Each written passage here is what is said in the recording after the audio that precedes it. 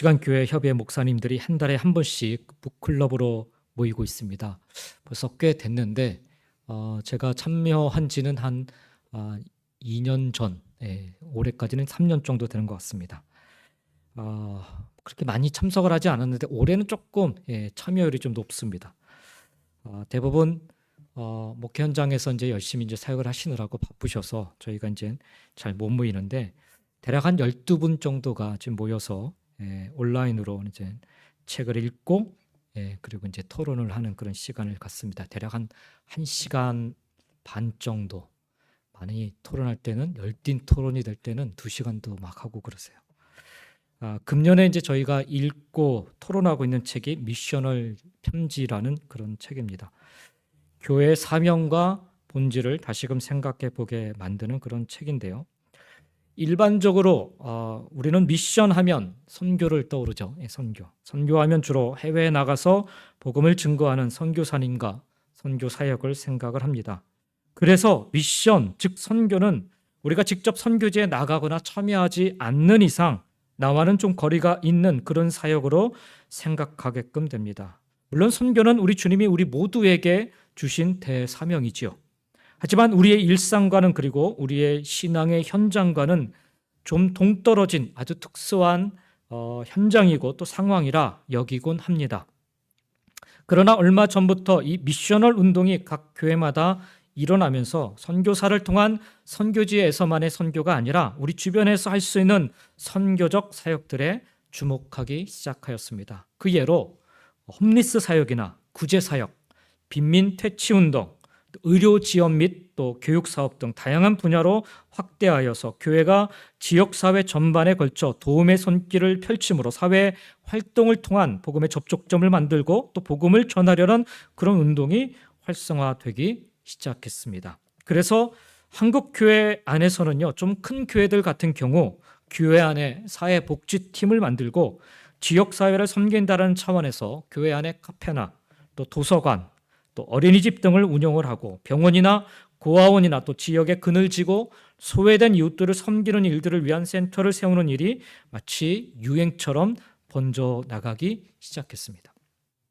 그러다 보니까 여기저기에서 갈등과 생각지 못한 큰 혼란들이 하나둘씩 생겨나기 시작했어요. 우선은 선교사와 선교지에 대한 관심과 지원이 점점 줄어들기 시작했어요. 왜냐하면 교회 안에 집중을 하다 보니까 그리고 교회 건물을 뭐 카페를 만들든 도서관을 만들든 어린이집을 만들든 일단 교회가 좀 어느 정도 규모가 돼야 되기 때문에 교회 건물에 치중을 하다 보니까 해외 선교사님으로 나간 분들에 대한 선교비들을 일정 부분 삭감을 하든 아예 줄이든 아니면 아예 안 보내든 이런 일들이 일어나기 시작했어요. 이게 다 이제 미셔널 처치에서 미셔널 사역이라는 어떤 미셔널 운동이라는 것의 일환으로 되어졌기 때문에 이것도 선교다라는 그런 말로 이렇게 많이 얘기하다 보니까 오히려 선교지나 선교사님에 대한 그 지원이 점점 줄어드는 그런 일들이 생겨나게 됐습니다. 한편으로는 이게 이제 그 로컬 지역에서 어떤 그런 사역들을 하다 보니까 사회사업뿐만 아니라 사역을 하다 보니까 이게 복음을 증거하기보다는 소위 말하는 사업, 이 로컬의 어떤 그런 서비스에 혹은 뭐 이렇게 섬김에 더 관심을 기울이는 그런 모습이 됐어요. 야, 이게 과연 교회가 하는 일이 맞아? 라고 생각하는, 교회가 복음을 전해야지 아니 이런 일들을 하는 게 맞아? 라는 그런 갈등들, 혼란들이 생겨나게 되었습니다. 그러면서 이 미셔널 운동은 마치 잠깐 반짝이다 사그러드는 반딧불과 같은 현상으로 전락하게 되었습니다. 그런데 정말 그래야만 하는가? 정말 그렇게 하나의 운동으로 잠깐 반짝이다 사그러드는 게 맞는가? 아까 제가 서두에도 말씀드렸지만은 이 미셔널 운동은 교회 본질과 사명이라고 말씀드렸어요. 그러니까 사실 이렇게 잠깐 반짝이다 사라질 것은 아니라는 거죠. 이 미셔널 운동은 엄밀하게 따져서는 신구약을 관통하는 큰 틀에서의 하나님의 뜻이기도 합니다. 지금까지 이제 저희가 이제 연초부터 시작을 했으니까 대략 한 절반 정도의 책을 읽으면서 목사님들과 열띤 토론을 해왔는데 다음 달에는 제가 이제 발표를 해야 되거든요. 이 부분을 제가 이제 발표를 하는 거라 미리 한번 예행해서 해보는 거예요. 아직 절반 정도 남은 이 시점에서 제가 이제 오늘의 이 본문 내용을 통해서 미셔널 운동 우리가 어떻게 이해할 것인가? 그리고 우리가 할 수 있는 일들이 무엇인지를 좀 점검해 보고 확인해 보는 시간이 되었으면 합니다. 우선 미셔널 운동은 하나님의 눈으로 세상을 바라보는 것입니다. 처음 세상을 창조하신 이후에 하나님은 이 세상을 어떻게 바라보고 계신가를 하나님 말씀을 통해 이해하면서 그 눈으로 우리도 이 세상을 그리고 우리의 이웃들을 바라보는 것이 바로 미셔널 운동의 시작이라 할 수가 있습니다. 내가 보고 싶은 것, 내 눈에 보이는 것만으로는 이 세상은 천차만별로 이해가 될 것입니다.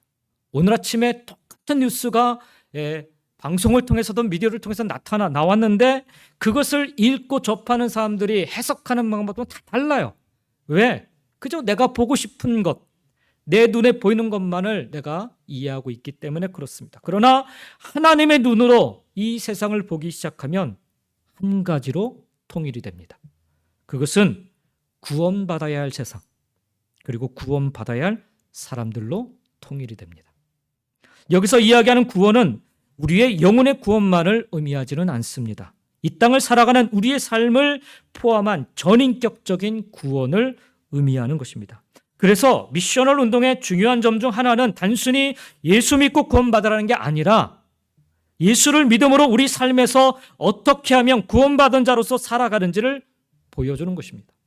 그 일환으로 나타나는 일들이 사회 속에서 여러 가지 활동들인 거예요. 내가 예수 믿고 예수님의 말씀대로 따라가는 사람이기 때문에 당신에게 내가 이런 모습으로 내가 섬기고 내가 베풉니다 라는 것이 나타나야 된다라는 거죠.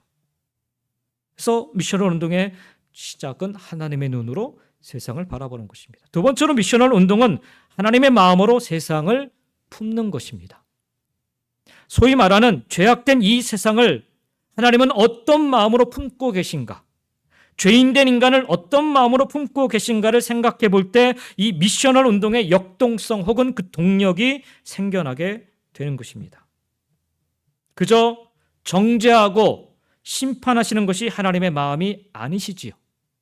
끊임없이 용서하시고 끊임없이 사랑하시며 끊임없이 치유하시고 회복해 하시는 것이 바로 하나님의 마음인 줄 믿습니다. 이것은 창조부터 지금까지 계속되어 온 것입니다.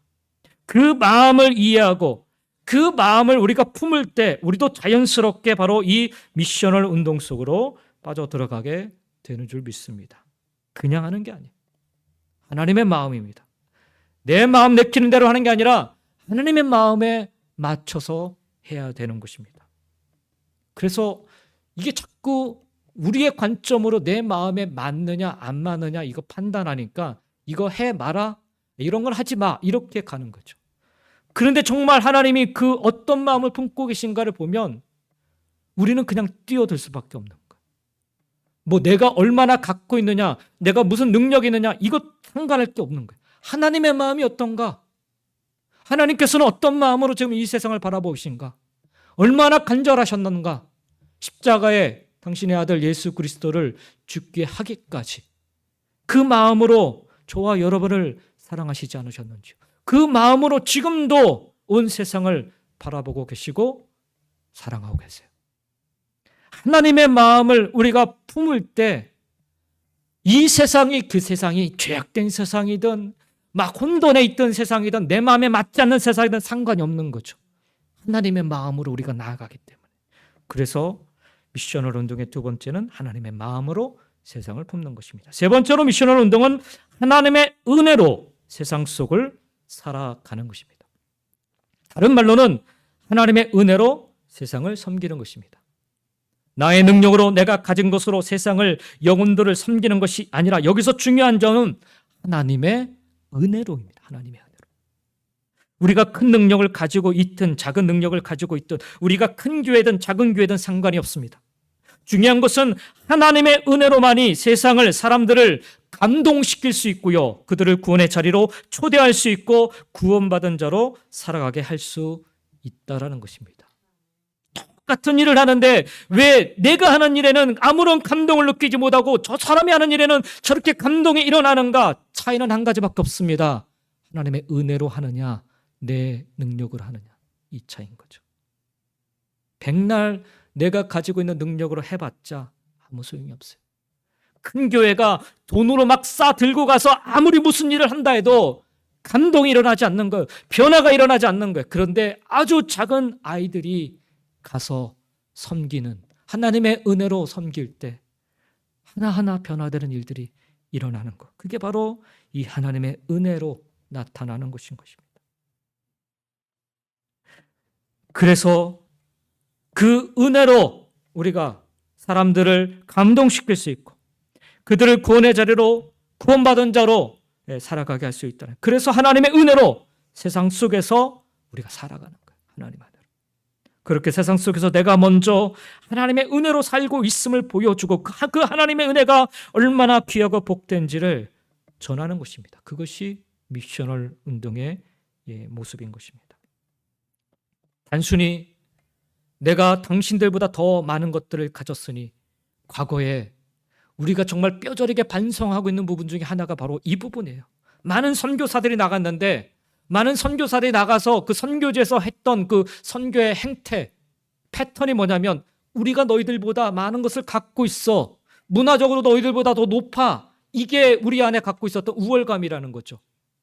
그 우월감을 가지고서 하나님의 복음을 들고 전하니 순간에는 뭔가 좀 바뀌는 것 같은데 이내 다 원래 자리로 돌아가고 마는 거예요. 단순히 내가 당신들보다 더 많은 것들을 가졌으니까, 내가 당신들보다 훨씬 높은 정말 고차원적인 삶을 살고 있으니까 그것을 조금 떼어서 나누어 주는 것이 미션 선교가 아니라, 내가 받은 하나님의 은혜를 당신들에게도 나눌 수 있기를, 끼칠 수 있도록 그저 그 은혜의 통로로 그래서 살아가는 거예요. 바로 그와 같은 삶을 미셔널 운동이라고 하는 거예요.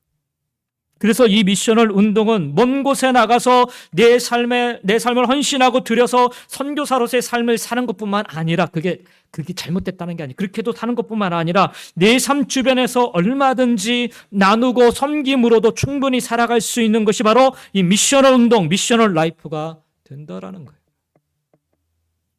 이 미셔널 운동을 중심으로 늘 살아왔던 사람이 오늘 우리가 계속해서 보고 있는 사도 바울입니다.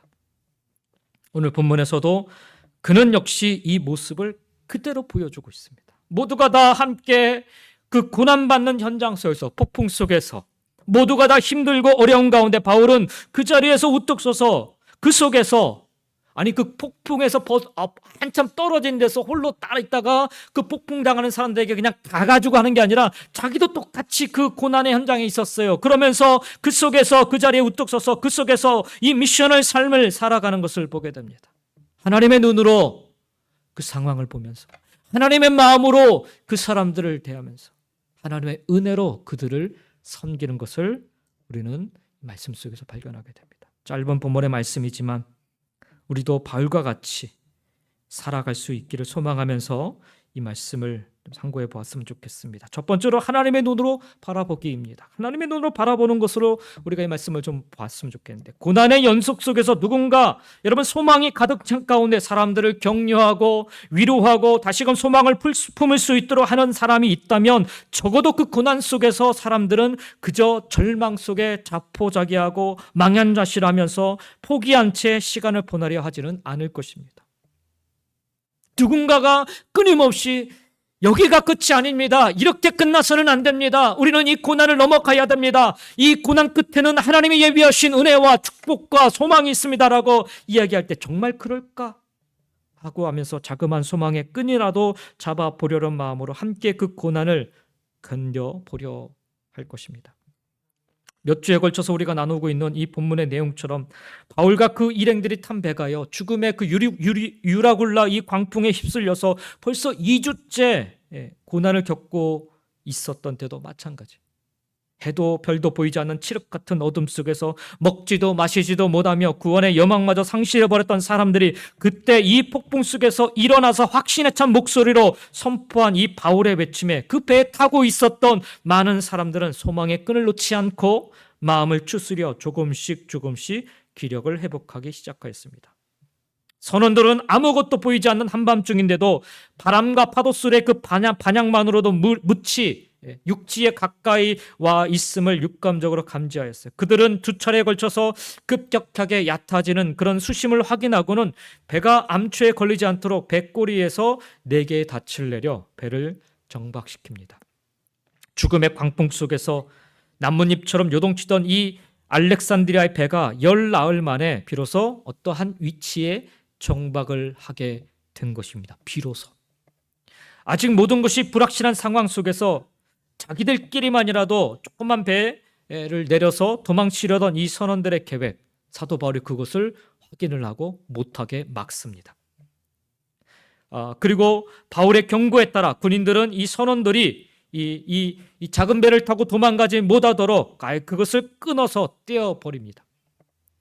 군인들이 그 작은 배를 끊어 떼어버림으로써 어떻게 보면 역설적으로 이 배 안에 승선한 사람들은 비로소 한 가지의 동일한 목표를 지닌 진정한 공동체가 됩니다. 운명 공동체가 돼요. 그리고는 그들에게 남은 일은 속히 날이 밝기를 고대하는 것이었습니다.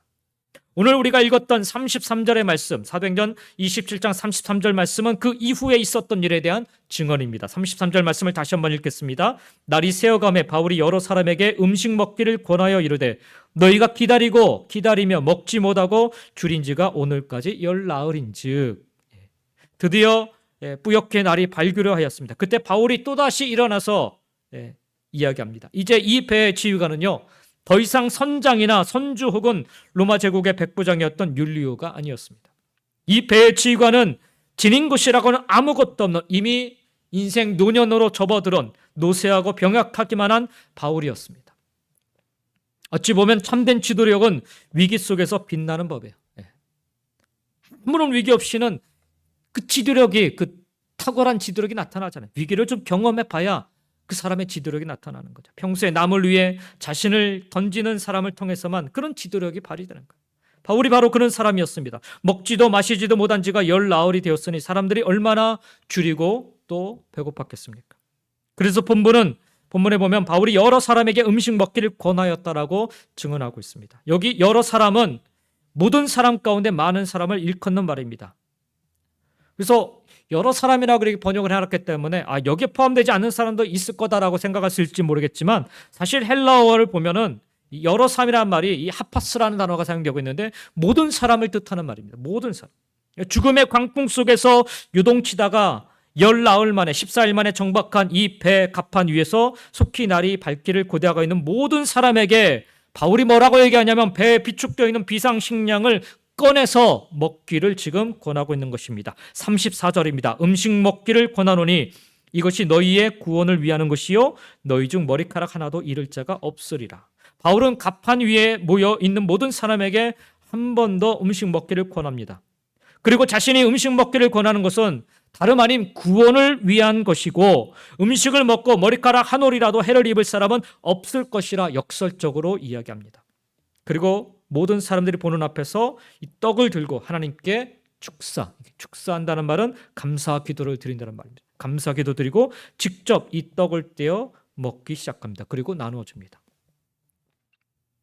배 위에 있던 모든 사람들은 바울이 직접 이 떡을 먹는 것을 확인하고서야 비로소 안심하고 그들도 이 떡을 먹기 시작합니다. 사실 이 내용 여기까지만 보면요, 이 의문투성입니다. 사람이 극한 상황 속에서 14일이나 굶었으면 상황이 조금 호전되고 그렇게 되면 즉시 누가 뭐라고 말하지 않아도 먹을 것부터 찾는 것이 인간 본능 아니겠는지요. 여러분 하루 종일 아무것도 안 드시고 일하다가 집에 들어가시면 뭘 하십니까? 냉장고부터 좀 뒤져보시지 않습니까? 뭐 먹을 게 있나 없나. 저도 가끔씩 팬츄리를 열었다 열었다 뭐 먹을 게 있나? 먹을 게 없어요. 요즘 다 치워놔가지고 없더라. 아무튼 그게 이제 우리 인간의 그런 기본 마음이죠.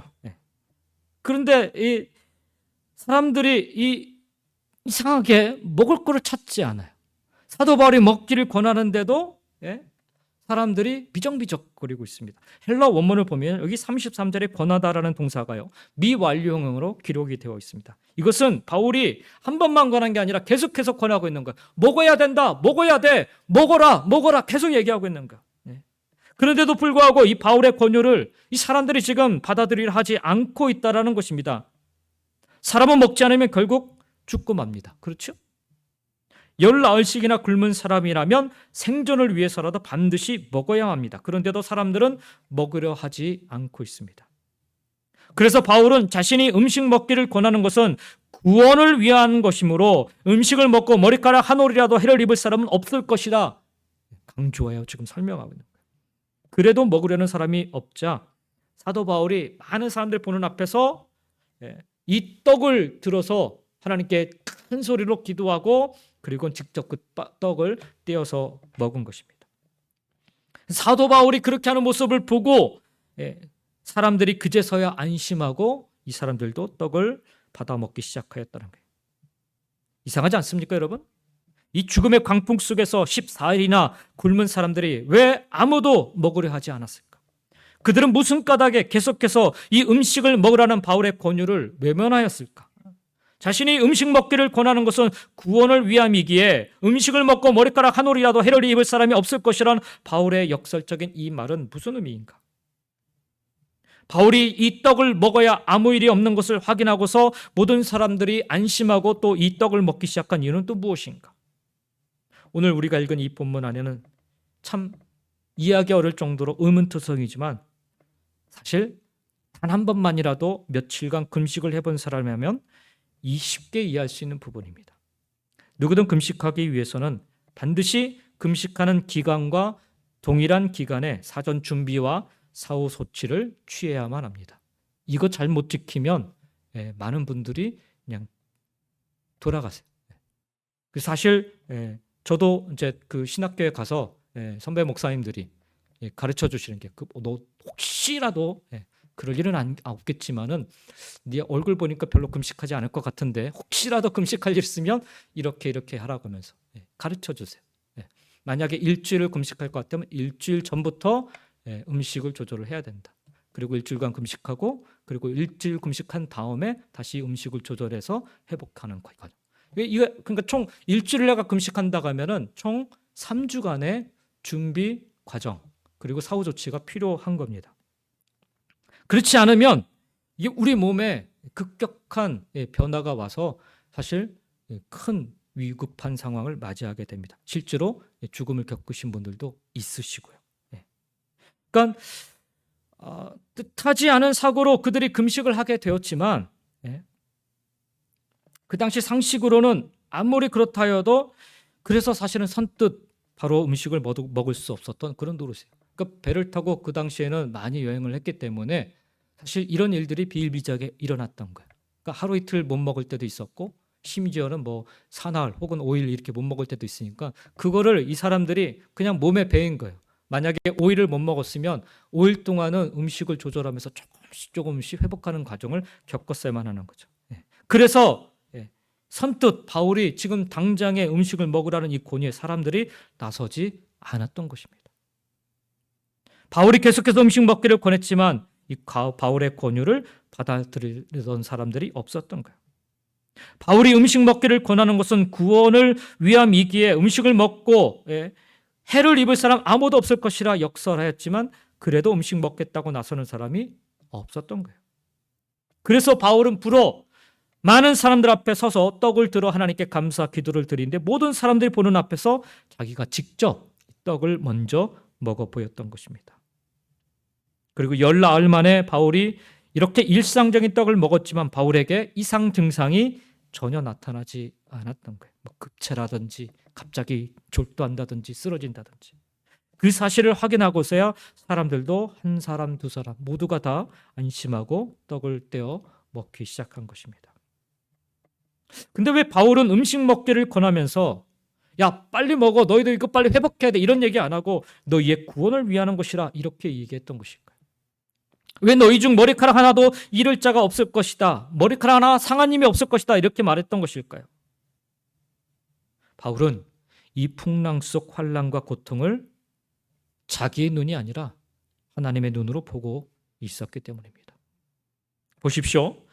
유라굴로 풍랑이 무려 2주 동안 계속되고 있었어요. 이런 일은 찾아보기 어려운 아주 특별한 자연재해입니다. 물론 이미 하나님은 바울에게 로마 황제 앞에 서서 복음을 증거할 것이라 사도 바울에게 말씀하여 주셨지만 막상 이 큰 폭풍을 만났을 때 다른 사람들처럼 어쩌면 죽음을 예감했을지도 모릅니다. 그런데 이 풍랑이 하루, 이틀, 사흘 계속되는 게 아니라 일주일을 넘어서 무려 2주 동안 계속되고 있습니다.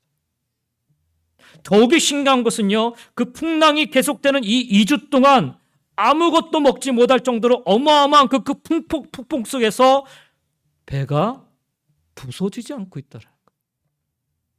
그리고 더 놀라운 것은 그 어마어마한 폭풍 속에서 단 한 사람도 바람과 파도에 휩쓸려 죽지 않고 있다라는 거예요.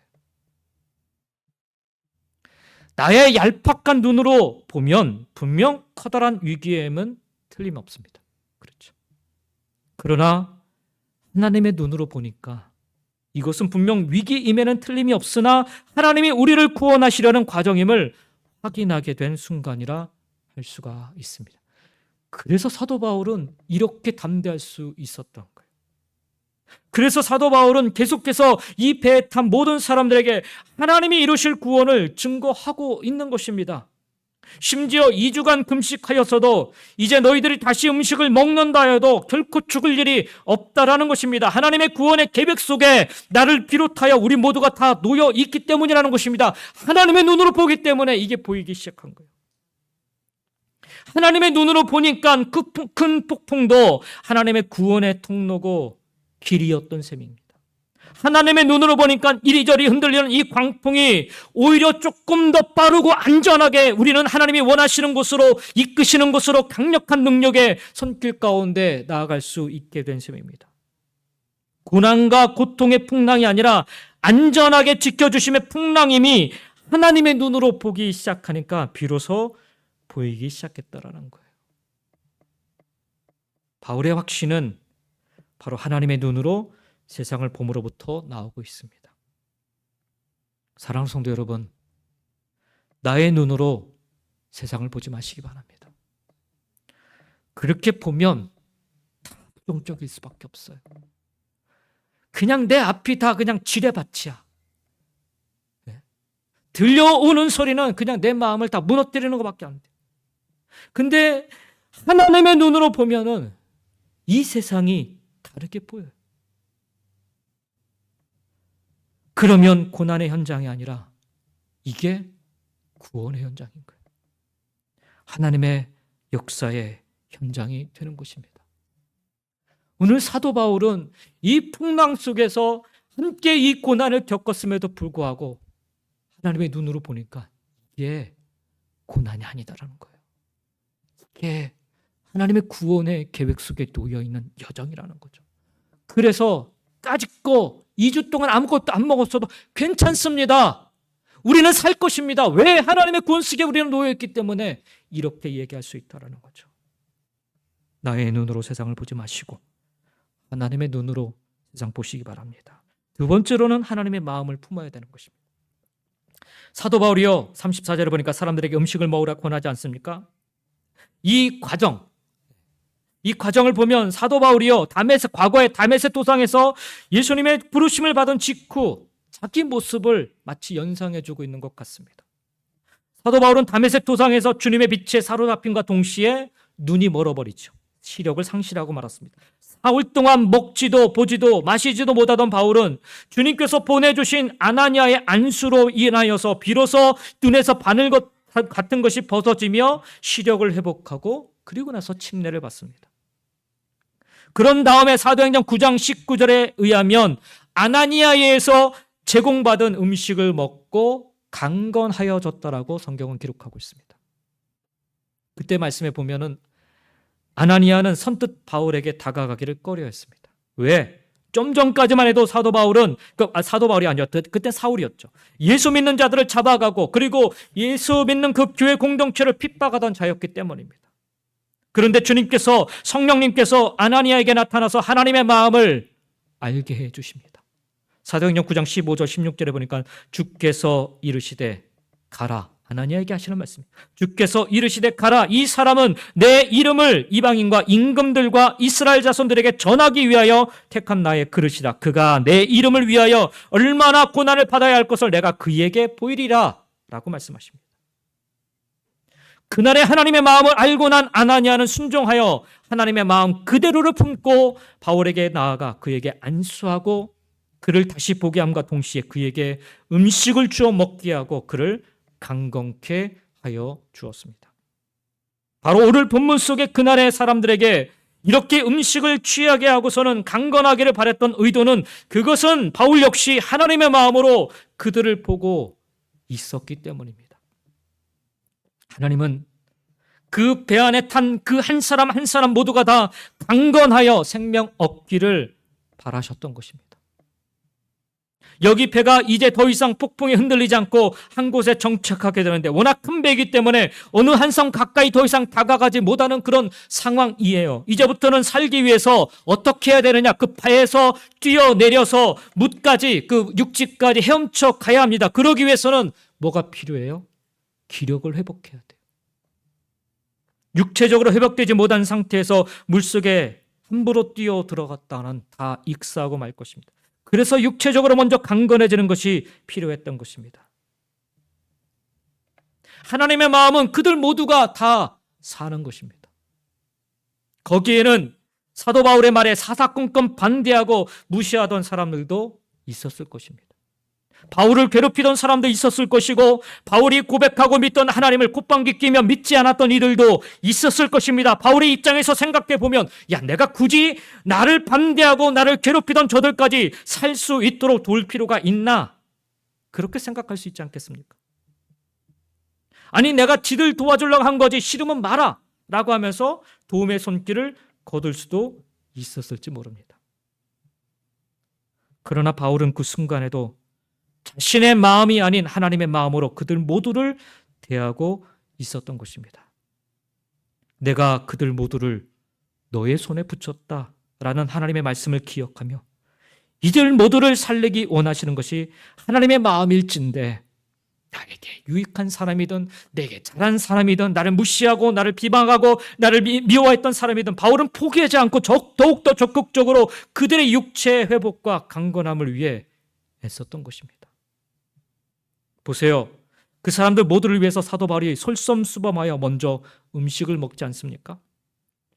자기도 똑같이 2주 동안 음식을 먹지 못하였기에 혹시라도 내가 이거 먹었다가 무슨 일을 장담할지, 무슨 일이 있을지 장담하기 그렇게 어려운 상황입니다. 그럼에도 불구하고 하나님의 마음으로 저들에게 먼저 본을 보임으로 저들 모두를 살리고자 하시는 하나님의 뜻을 밝히 보여주고 있는 것입니다. 하나님의 마음을 아는 자는요, 그 어떤 리스크가 보여도, 그 어떤 손해볼 일이 있어도 이처럼 충분히 앞장서 헌신하고 수고하게 되는 것입니다. 반대로 하나님의 마음이 없으면요, 그저 내 마음이 앞서 있으면, 내 마음만 생각하면 저들이 죽든 말든 그냥 내가 하고 싶은 대로 하고야.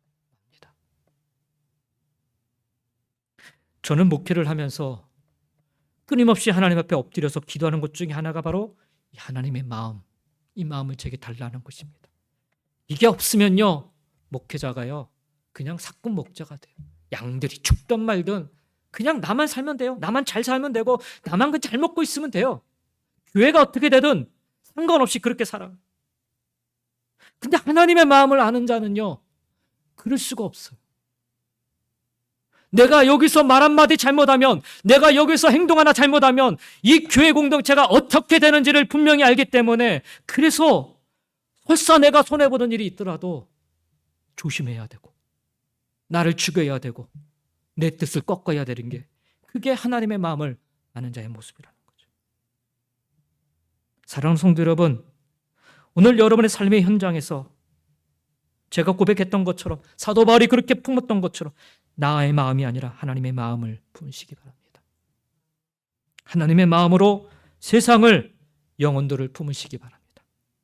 그러면 나의 말 한마디도, 나의 작은 손짓 하나도 다르게 보이고 다르게 전달될 것입니다. 나의 마음을 전하는 건요, 아무 필요 없어요. 저 사람이 내 마음을 알아주는 것 아무 필요 없어요. 그저 하나님의 마음을 나타내고 전할 수가 있다면 그것으로 충분한 것입니다. 바울은 그 하나님의 마음으로 그날의 그 배에 탄 모두를 살릴 수가 있었습니다. 우리도 그렇게 모두를 살릴 수 있는 그런 미셔널 라이프를 살아갈 수 있기를 주의 이름으로 간절히 축원드립니다. 끝으로 한 가지 더, 하나님의 은혜로 섬기고 그 속에서 살아야 됩니다. 사도 바울은 떡을 가져다가 모든 사람 앞에서 하나님께 축사하고 떼어 그들에게 나누어 먹게 하였습니다. 35절에 그러죠. 바울의 이 모습에서 우리는 우리 주님이 공생의 기간에 보여주셨던 두 가지 사건을 떠올리게 됩니다. 하나는 오병이어 기적의 현장입니다. 그리고 또 다른 하나는 십자가를 지시기 전 마지막 유월절 만찬을 제자들과 나누시던 장면입니다. 이것 둘 다 자신의 생명을 주시기 위함임을 우리 주님은 밝혀주십니다. 떡을 떼어주시면서 내가 너희들을 위해서 찢는 내 살이다, 생명의 떡이다 말씀하시지 않습니까? 바울도 이 중요한 순간에 바로 이와 같은 행동을 모든 사람들 앞에 보여줌으로써 하나님의 은혜로 이들이 이제 구원받았음을 선언하고 하나님의 은혜로 이제 이들이 생명 얻은 자로 살아가게 될 것임을 선포하고 있는 것입니다. 그래서 그 많은 사람들 앞에 서서 높이 서서 떡을 떼어서 하나님께 축사하고 그냥 한 게 아니에요, 여러분. 아주 큰 소리로 그는 하나님 앞에 감사의 기도를 드리면서 이 떡을 나눴던 것입니다. 하나님이 우리에게 생명을 주셨음을 이 과정을 통해서 그는 증거하고 있는 것입니다. 그리고는 일일이 바울은 노년의 그 병약한 몸을 이끌고서 한 사람 한 사람의 입에 떡을 떼어 나누어 줍니다. 200여 명이 훨씬 넘는 사람이지 않습니까? 나누어 주면서 무슨 말을 전하였을까요? 저는 그렇게 생각해 봤습니다. 이 말씀을 묵상하면서. 이거 하나 나눠주면서 이 모든 게 하나님의 은혜입니다. 하나님의 은혜로 우리 모두는 살았고 하나님의 은혜로 이제 우리는 살 것입니다. 아마 이렇게 나누면서 증거했을 것입니다. 이와 같은 말을 전하며 계속해서 떡을 나누는 이 과정 속에서 하나님께 감사하고 축복하며 이 떡을 뗄 때 사람들이 어떤 생각을 했을까? 그렇구나. 하나님의 은혜로 이것을 우리가 먹고 사는구나. 사랑하는 성도 여러분, 하나님의 은혜로 수고로 섬김을 감당할 때 말씀을 보니까요, 모두가 다 안심하고 받아 먹었다라고 성경은 적고 있습니다. 그리고 모두가 다 강건하여졌음을 우리는 성경을 통해 확인할 수가 있습니다. 마지막 절 44절에 그러죠. 마침내 사람들이 다 상륙하여 구조되느냐. 그날에 다 구원받게 되었습니다. 사랑하는 성도 여러분, 세상을 그리고 영혼들을 섬기되 우리도 바울처럼 하나님의 은혜로 섬겨야 할 줄 믿습니다. 그럴 때 모두가 다 사는 거예요. 모두가 다. 그런데 나의 힘으로, 나의 지혜로, 얄팍한 나의 방법으로 섬기려 하면 누구는 죽고 누구는 살 수밖에 없어요. 아니, 어쩌면 모두가 다 죽을 수도 있습니다. 모두가 다 풍랑 속을 살아가지만 그 속에서 하나님의 마음은 어느 누구도 죽어서는 안 된다라는 거예요. 살리는 역사를 우리도 사도 바울처럼 감당해야 될 줄 믿습니다. 그러기 위해서는 오늘 우리가 말씀을 나눈 것처럼 하나님의 눈으로 세상을, 영혼들을 바라보시기 바랍니다. 하나님의 마음으로 그 세상을, 그 영혼들을 품으시기 바랍니다. 그리고 하나님의 은혜로 그들을 위해 그 세상 속에서 섬기며 살아가시기 바랍니다. 그러면 모두가 다 살아나는, 모두가 다 구원에 이르는 하나님의 이 놀라운 역사를 우리도 보게 될 줄 믿습니다. 미션을 삶으로 일생 살아간 바울처럼 이 일에 쓰임받을 수 있는 저와 여러분 모두가 다 되시기를 예수님의 이름으로 간절히 축원드립니다. 기도하겠습니다. 하나님 아버지, 감사합니다. 기나긴 그 풍랑 속에서 어쩌면 하나님께서는 배가 상하지 않고 단 한 사람도 상하지 않도록 그들을 지켜주셨는지요. 미처 그들이 깨닫지 못하는 이 과정 속에 사도 바울은 하나님의 눈으로 이 과정을 깨닫게 되었고, 그래서 살아계신 하나님의 그 말씀하심을, 생명의 능력을 전할 수 있었음을 보게 됩니다. 내 눈으로 보면 그저 혼란이고 그저 죽음뿐이지만 하나님의 눈으로 보니 이것이 구원의 여정이고 살아나는 길인 줄 믿습니다. 하나님, 우리에게도 하나님의 눈을 허락하여 주시옵소서. 하나님의 눈으로 매 순간 볼 수 있도록 우리의 눈 활짝 열어 주시옵소서. 하나님의 마음을 가지니까 모두가 다 구원받아야 되는 것을 깨닫게 되어서 그 하나님의 마음으로 한 사람 한 사람을 대할 수 있었던 사도 바울처럼 하나님, 우리도 하나님의 마음, 그 넉넉한 마음, 모두가 살아야 되는, 그 구원받아야 되는 하나님 아버지 그 마음을 우리도 품을 수 있게 하여 주시옵소서. 나에게만 잘하는 사람 그 마음으로, 내 중심의 마음으로 살지 말게 하여 주시고 하나님의 마음으로 세상을, 영혼들을 품을 수 있는 은총 베풀어 주시옵소서. 내 능력으로는 안 됩니다. 하나님의 은혜로만이 하나님 섬기고 살아갈 수 있음을 믿습니다. 하나님 은혜 우리에게 먼저 허락해 주시옵소서. 그리고 그 은혜 가지고 우리도 이 풍랑 속 세상 속에서 부지런히 열심히 섬기며 나누며 증거하며 살게 하여 주시옵소서. 모두가 다 살아나는 역사를 우리도 보게 하여 주시고 그 통로, 그 도구가 다 되게 도와 주시옵소서. 감사드리며 예수님의 이름으로 기도드리옵나이다.